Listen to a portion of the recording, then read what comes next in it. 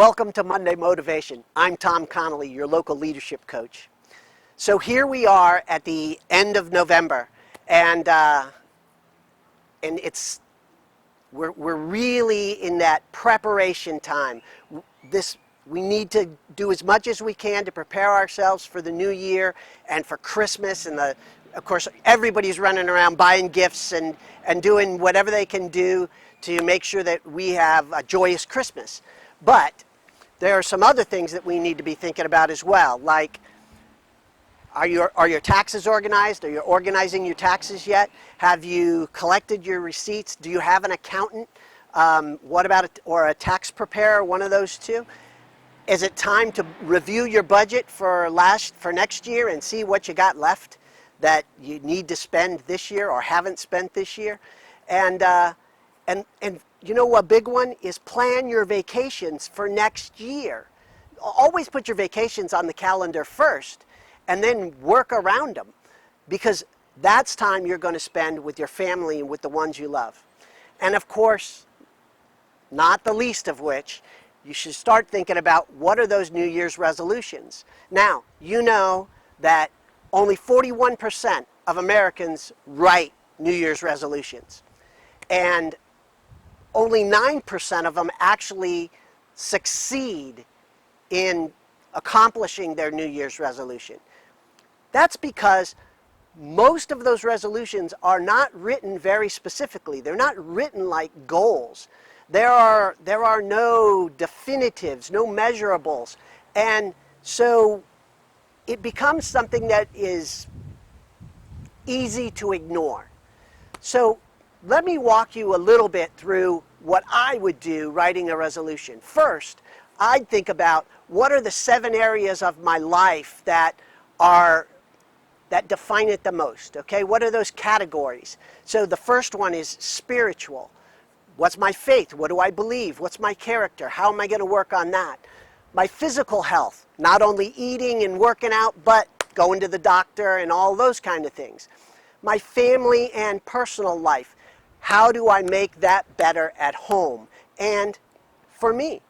And business, of course, we always write business goals. Doesn't mean we often do them. And then there's money and investment, because no matter what you're doing, you're putting money away for college or retirement or whatever it is, you have money.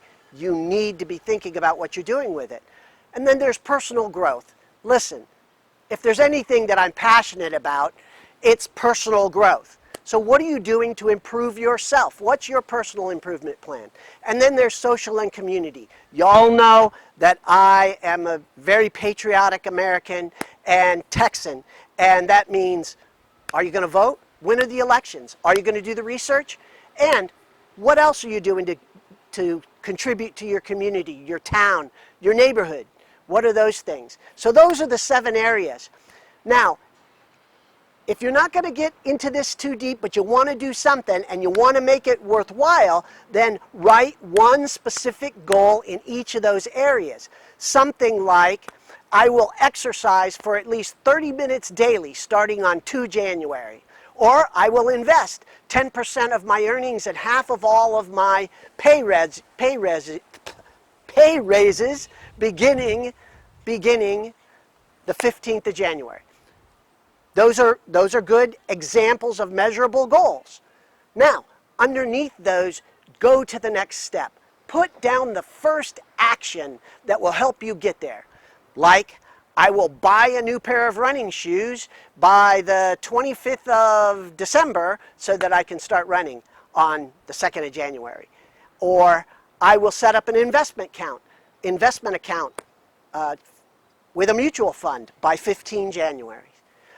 So once you get those done to the level of detail that you need to do them, put them somewhere where you're going to see them every day, you're going to read them every day as you drink your coffee in the morning, and review them. And don't forget that expecting a different result from the same actions is the definition of insanity. All right? If you take no other action, write no other goal, take this one. I will take action to improve my life and that of those I love. Make that your one goal for the year. Remember, all things are possible with prayer and heavy deadlifts. I'm Tom Connolly.